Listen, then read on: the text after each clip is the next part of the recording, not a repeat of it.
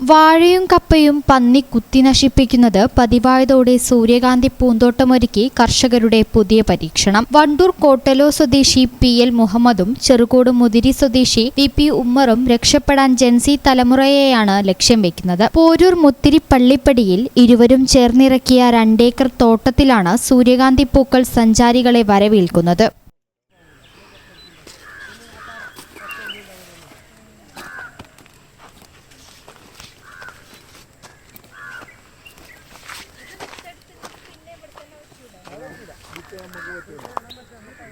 നാലു കിലോ വിത്താണ് കൃഷി ഇറക്കിയത്. 46 ദിവസത്തെ പരിചരണത്തിനു ശേഷം സൂര്യകാന്തി പ്രഭയായി. ഇതുവരെ 1.5 ലക്ഷത്തോളം രൂപ ചെലവായി. മനോഹരമായ കാഴ്ചയാണ് ഇപ്പോൾ ഇവിടെ. പൂക്കൾക്കൊപ്പം നിന്ന് ചിത്രമെടുക്കാനും റീൽസ് ചിത്രീകരിക്കുന്നതിനും കൂടുതൽ പേരെത്തുമെന്നാണ് കർഷകരുടെ പ്രതീക്ഷ. 3 വർഷത്തോളമായി ഇരുവരും ഒരുമിച്ചാണ് പാട്ടകൃഷി ചെയ്യുന്നത്. കാട്ടുപന്നി ശല്യം രൂക്ഷമായതോടെ മറ്റൊരു കൃഷിയും വിജയിക്കാത്തതിനാലാണ് ഇത്തവണ സൂര്യകാന്തി ഇറക്കി പരീക്ഷിക്കുന്നതെന്ന് ഇരുവരും പറയുന്നു.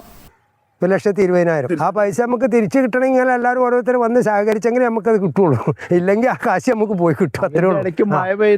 മഴ പെയ്താൽ കഴിഞ്ഞും ചെയ്തു. മഴ പെയ്തതിനിടക്കൊക്കെ എല്ലാവരും വന്ന് ഇൻഷാ അല്ലാഹ് അത്രേ ഉള്ളൂ. ഇടയ്ക്ക് എല്ലാവരും വന്ന് ഞങ്ങളെ കഴിച്ചിലാക്കി വിടുക. ഫാമിലി അടക്കം ഞാൻ വന്നതാണ്. വളരെ അതിമനോഹരമായിരിക്കുന്നു. കാണുന്നതിനും ആസ്വദിക്കുന്നതിനൊക്കെ വളരെ രസകരമായി തോന്നി. ഇതിൻ്റെ പ്രത്യേകത എന്ന് പറയുന്നത് സാധാരണ ഒരു ചെടിയിൽ ഒരു പൂവേ ഉണ്ടാവുള്ളൂ.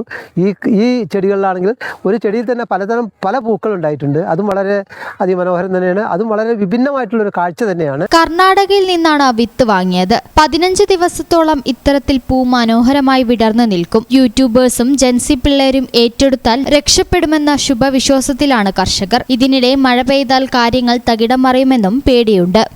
ഈ ചാനൽ ന്യൂസ്, വണ്ടൂർ. ഞങ്ങളെപ്പറ്റി നിങ്ങൾക്കല്ലേ കൂടുതൽ അറിയുന്നത്? പരിശുദ്ധിയുടെ സുവർണ പാരമ്പര്യം. Hayath golden diamonds, Valanchery.